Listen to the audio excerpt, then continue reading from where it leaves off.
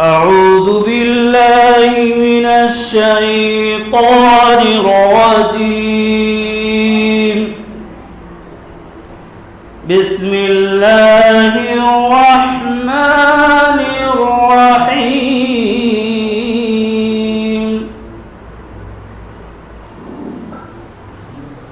يا أيها الذين آمنوا استعينوا بالصبر والصلاة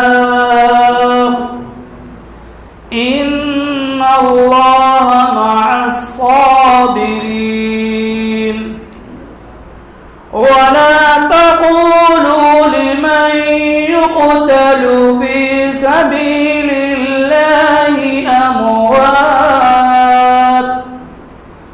بل أحياء ولكن لا تشعرون. ولنبلونكم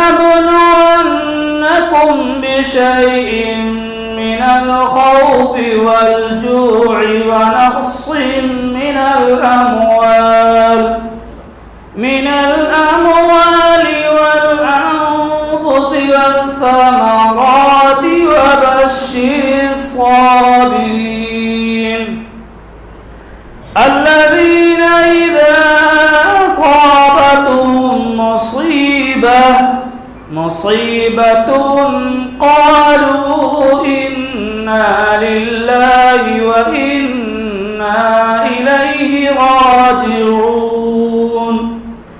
أولئك عليهم صلوات من ربهم ورحمة وأولئك هم المهتدون.